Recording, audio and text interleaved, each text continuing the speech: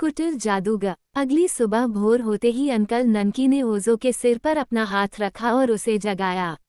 आओ, उन्होंने कहा। ओजो ने कपड़े पहने। उसने नीले रेशमी मोजे, सोने के बकल के साथ नीले घुटने तक के पैंट, नीले रंग की रफल्ड कमर और सोने से लदी हुई चमकीले नीले रंग की जैकेट पहनी थी। उसके जूते नीले चमड़े के थे और पैर की उंगलियों पर मुड़े हुए थे, जो नुकीले थे। उसकी टोपी में एक नुकीला मुकुट और एक सपाट किनारा था, और किनारे के चारों ओर छोटी सुनहरी घंटियों की एक पंक्ति थी जो उसके हिलने पर झंझनाती थी। यह उन लोगों की मूल पोशाक थी जो ओज की भूमि के मंचकिन देश में रहते थे, इसलिए अंकल ननकी की पोशाक उसके भतीजे की पोशाक से काफी मिलती जुलती थी। जूतों के बजाय बूढ़े आदमी ने टर्नओवर टॉप वाले जूते पहने थे और उसके नीले कोट में सोने की लट के चौड़े कफ थे। लड़के ने देखा कि उसके चाचा ने रोटी नहीं खाई है, और उसने सोचा कि बूढ़ा आदमी भूखा नहीं था। हालांकि ओजो भूखा था, इसलिए उसने रोटी के टुकड़े को मेज पर बांट दिया और नाश्ते के लिए अपना आधा हिस्सा खाया और उसे नाले के ताज़े ठंडे पानी से धोया। चाचा ने रोटी का दूसरा टुकड़ा अपनी जैकेट की जेब में रख लिया, जिसके बाद उसने फिर से कहा, जैसे ही वह दरवाजे से बाहर निकला, आओ। ओजो बहुत खुश था। वह जंगल में अकेले रहने से बुरी तरह थक गया था और यात्रा करना और लोगों से मिलना चाहता था। वह लंबे समय से उसकी खूबसूरत भूमि का पता लगाना चाहता था जिसमें वे रहते थे। जब वे बाहर थे, तो अंकल ने बस दरवाजा बंद कर दिया और रास्ता शुरू कर दिया। कोई भी उनके छोटे से घर को परेशान नहीं करेगा, भले ही कोई उनके जाने के दौरान घने जंगल में इतनी दूर क्यों न आ जाए। मंचकिंस के देश को गिलिकिंस के देश से अलग करने वाले पहाड़ के नीचे रास्ता अलग हो गया। एक रास्ता बाईं ओर जाता था और दूसरा दाएं सीधे पहाड़ की ओर। अंकल ननकी ने दाएं हाथ का रास्ता लिया और ओजो ने बिना कारण पूछे उसका अनुसरण किया। वह जानता था कि यह होगा उन्हें कुटिल जादूगर के घर ले जाओ, जिसे उसने कभी नहीं देखा था लेकिन जो उनका निकटतम पड़ोसी था। पूरी सुबह वे पहाड़ी रास्ते पर चलते रहे और दोपहर को अंकल और ओजो एक गिरे हुए पेड़ के तने पर बैठ गए और उस रोटी का आखिरी टुकड़ा खाया जिसे बूढ़े मंचकिन ने अपनी जेब में रखा था। फिर वे फिर से चल पड़े और 2 घंटे बाद डॉक्टर पिप्ट के घर के सामने पहुंचे। यह एक बड़ा घर था, गोल जैसे कि सभी मंचकिन घर थे, और नीले रंग से रंगा हुआ था, जो कि ओज के मंचकिन देश का विशिष्ट रंग है। घर के चारों ओर एक सुंदर बगीचा था, जहां नीले पेड़ और नीले फूल बहुतायत में उगते थे और एक जगह पर नीली गोभी, नीली गाजर और नीले सलाद के बिस्तर थे, जो खाने में स्वादिष्ट थे। डॉक्टर पिप्ट के बगीचे में बन tree, cake tree, cream puff झाड़ियाँ, नीले बटरकप उगते थे जो बेहतरीन नीला मक्खन देते थे और चॉकलेट कार्मेला पौधों की एक पंक्ति थी। नीली बजरी के रास्ते सब्जियों और फूलों के बिस्तरों को विभाजित करते थे और एक चौड़ा रास्ता सामने के दरवाजे तक जाता था। ये जगह पहाड़ पर एक खुले मैदान में थी, लेकिन थोड़ी दूर पर भयानक जंगल था, जिसने इसे पूरी तरह से घेर लिया था। चाचा ने घर का दरवाजा खटखटाया और एक गोल मटोल, प्रसन्न चेहरे वाली महिला, जो पूरी तरह नीले कपड़े पहने थी, ने दरवाजा खोला और आगंतुकों का मुस्कुराहट के साथ स्वागत किया। ओजो ने कहा, आप अवश्य ही डॉक्टर पिप्ट की अच्छी पत्नी डेम मार्गोलोटे होंगी। मैं हूँ, मेरे प्रिय और सभी अजनबियों का मेरे घर में स्वागत है। क्या हम प्रसिद्ध जादूगर को देख सकते हैं, मैडम? अभी वो बहुत व्यस्त है, उसने संदेह से सिर हिलाते हुए कहा। लेकिन अंदर आओ और मैं तुम्हें कुछ खाने को दूं, क्योंकि तुम्हें हमारे एकांत स्थान पर आने के लिए बहुत दूर तक यात्रा करनी पड़ी होगी। हमारे पास है, ओजो ने उत्तर दिया, जब वो और अंकल घर में दाखिल हुए। हम यहाँ से कहीं ज्यादा एकांत जगह से आए हैं, एक सुनसान जगह और मंचकिन कंट्री में। उसने आश्चर्य से कहा, तो ये ब्लू फॉरेस्ट में कहीं होगा। ये सही है, अच्छी महिला मार्गोलोटे।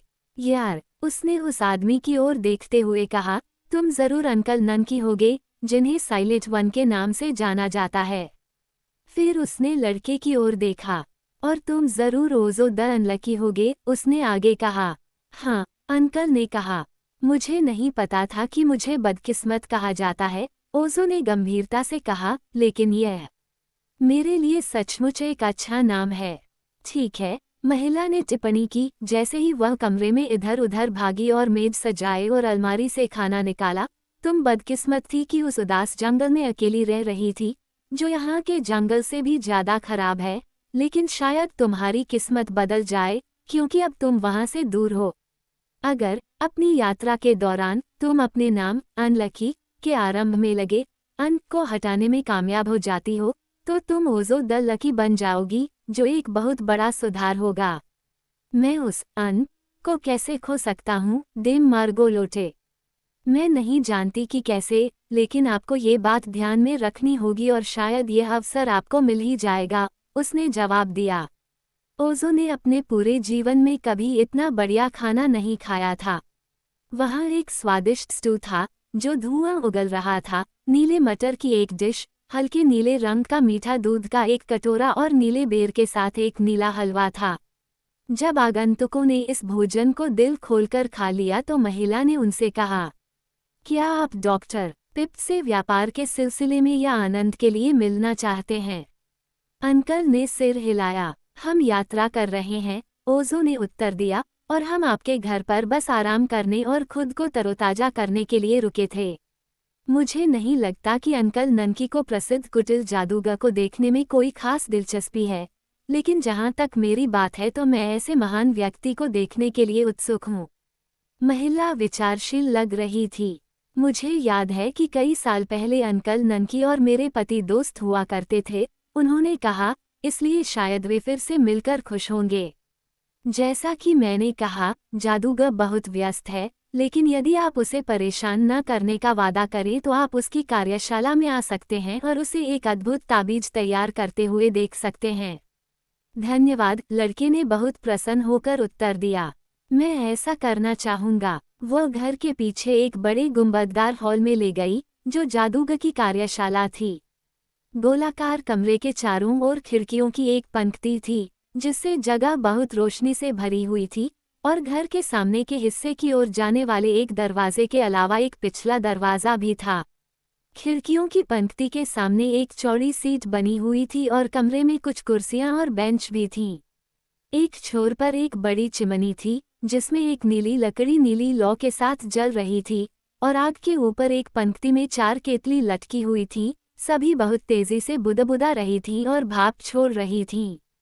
जादूगर एक ही समय में इन 4 केतली को हिला रहा था, 2 को अपने हाथों से और 2 को अपने पैरों से। बाद वाले के लिए लकड़ी के करछूल बंधे हुए थे, क्योंकि यह आदमी इतना टेढ़ा था कि उसके पैर उसकी बाहों की तरह ही काम आ रहे थे। अंकल ननकी अपने पुराने मित्र का अभिवादन करने के लिए आगे आए, लेकिन अपने हाथ या पैर नहीं हिला पाने के कारण, जो सब हिलाने में व्यस्त थे, उन्होंने जादूगर के गंजे सिर को थपथपाया और पूछा, क्या? यह मूक है, डॉक्टर, पिप ने बिना ऊपर देखे कहा, और वह जानना चाहता है कि मैं क्या बना रहा हूँ। खैर, जब ये पूरी तरह से तैयार हो जाएगा तो ये यौगिक जीवन का अद्भुत पाउडर बन जाएगा, जिसे कोई और नहीं बल्कि मैं ही बना सकता हूँ। जब भी इसे किसी चीज पर छिड़का जाएगा तो वह चीज तुरंत जीवित हो जाएगी, चाहे वह कोई भी चीज हो। इस जादुई पाउडर को बनाने में मुझे कई साल लग गए, लेकिन इस समय मुझे ये कहते हुए खुशी हो रही है कि ये लगभग तैयार हो गया है। आप देखिए, मैं इसे अपनी अच्छी पत्नी मार्गोलोटे के लिए बना रहा हूँ, जो इसका कुछ हिस्सा अपने उद्देश्य के लिए इस्तेमाल करना चाहती है। बैठ जाइए और आराम से बैठिए, अंकल ननकी, और जब मैं अपना काम पूरा कर लूँगा तो मैं आपसे बात करूँगा। आपको पता होना चाहिए, मार्गोलोटे ने कहा, जब वे सभी चौड़ी खिड़की वाली सीट पर एक साथ बैठे थे, कि मेरे पति ने मूर्खतापूर्वक अपना सारा जीवन पाउडर बूढ़ी मोम्बी चुड़ैल को दे दिया था, जो यहाँ से उत्तर में गिलिकिंस के देश में रहती थी। मोम्बी ने डॉक्टर पिप्ट को उनके जीवन पाउडर के बदले में एक शाश्वत युवा पाउडर दिया, लेकिन उसने उसे दुष्टतापूर्वक धोखा दिया, क्योंकि युवा पाउडर अच्छा नहीं था और बिल्कुल भी जादू नहीं कर सकता था। शायद जीवन का पाउडर भी ऐसा नहीं कर सकता, ओजो ने कहा। हाँ, यह एकदम सही है, उसने कहा। पहला लॉट हमने अपनी ग्लास कैट पर टेस्ट किया, जो न केवल जीवित रहने लगी बल्कि तब से जीवित है। वो अब घर के आसपास ही है। कांच की बिल्ली, ओजो ने आश्चर्यचकित होकर कहा। हाँ, वो एक बहुत ही अच्छी साथी है, लेकिन खुद को थोड़ा ज्यादा ही सराहती है और वह चूहे पकड़ने से साफ मना कर देती है, मार्गोलोटे ने समझाया। मेरे पति ने बिल्ली के लिए कुछ गुलाबी दिमाग बनाए, लेकिन वे एक बिल्ली के लिए बहुत ही उच्च नस्ल और विशेष साबित हुए, इसलिए उसे लगता है कि चूहे पकड़ना उसके लिए अशोभनीय है। इसके अलावा उसका दिल बहुत ही सुंदर लाल है, लेकिन ये पत्थर से बना है एक मानिक, मुझे लगता है, और इसलिए ये काफी कठोर और निर्दयी है।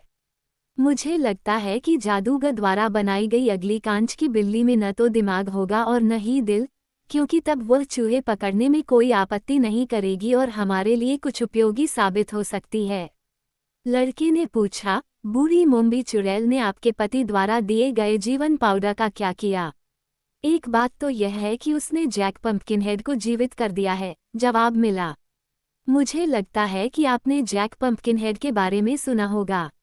वो अब एमरल्ड सिटी के पास रह रहा है और राजकुमारी ओज़मा का बहुत पसंदीदा है, जो पूरे उसकी भूमि पर राज करती है। नहीं, मैंने उसके बारे में कभी नहीं सुना, ओज़ो ने टिप्पणी की। मुझे डर है कि मैं उसकी भूमि के बारे में ज्यादा नहीं जानता।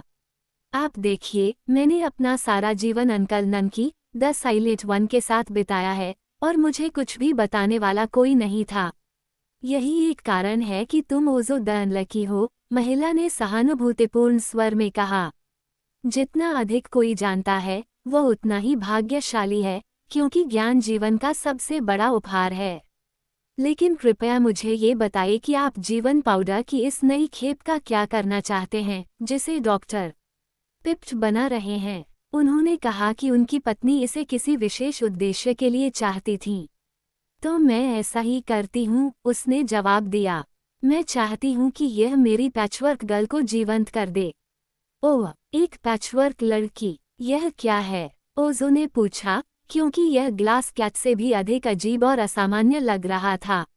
मुझे लगता है कि मुझे तुम्हें अपनी पैचवर्क गर्ल दिखानी चाहिए, मार्गोलोटे ने लड़के के आश्चर्य पर हंसते हुए कहा, क्योंकि उसे समझाना मुश्किल है।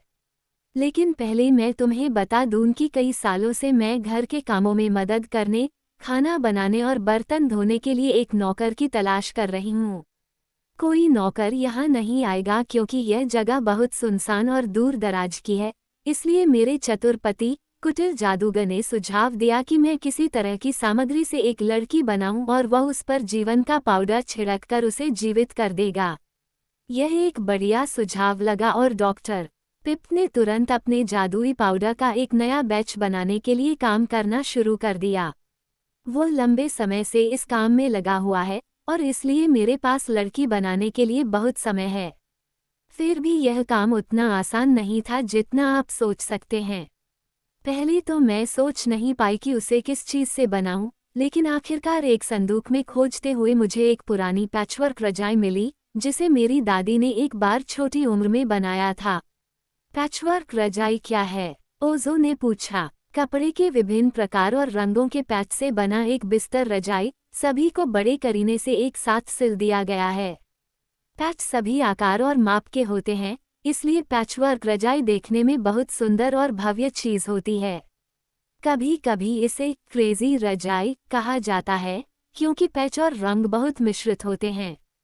हमने अपनी दादी की कई रंगों वाली पैचवर्क रजाई का कभी इस्तेमाल नहीं किया, भले ही यह सुंदर हो, क्योंकि हम मंचकिंस को नीले रंग के अलावा किसी और रंग की परवाह नहीं है, इसलिए इसे लगभग 100 सालों से संदूक में बंद करके रखा गया है।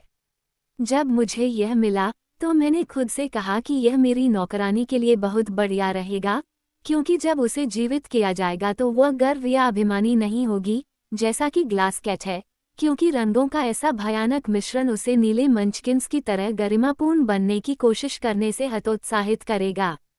तो फिर क्या नीला ही एकमात्र सम्मानजनक रंग है? ओज़ो ने पूछा। हाँ, एक मंचकिन के लिए। हमारा पूरा देश नीला है, आप जानते हैं, लेकिन उसके दूसरे हिस्सों में लोग अलग अलग रंगों को पसंद करते हैं। एमरल्ड सिटी में, जहां हमारी राजकुमारी ओज़मा रहती है, हरा रंग लोकप्रिय है। लेकिन सभी मंचकिन किसी भी चीज से ज्यादा नीला रंग पसंद करते हैं, और जब मेरी घरेलू काम करने वाली लड़की को जीवित किया जाएगा तो वह खुद को इतने सारे अलोकप्रिय रंगों में पाएगी कि वह कभी भी हिम्मत नहीं करेगी। विद्रोही या निर्लज, क्योंकि नौकर कभी कभी विद्रोही हो जाते हैं जब उन्हें उनकी मालकिनों के समान बना दिया जाता है। अंकल ननकी ने स्वीकृति में सिर हिलाया। अच्छा विचार है, उन्होंने कहा, और अंकल ननकी के लिए यह एक लंबा भाषण था, क्योंकि ये 2 शब्दों का था। तो मैंने रजाई को काटा, मार्गोलोटे ने आगे कहा, और उससे एक बहुत ही सुंदर आकार की लड़की बनाई, जिसे मैंने कपास की गद्दी से भर दिया। मैं तुम्हें दिखाऊंगी कि मैंने कितना अच्छा काम किया है। और वह एक ऊंची अलमारी के पास गई और दरवाज़ा खोल दिया। फिर वह वापस आई, अपनी बाहों में पैचवर्क गर्ल को उठाते हुए, जिसे उसने बेंच पर रख दिया और सहारा दिया ताकि वह गिर न जाए।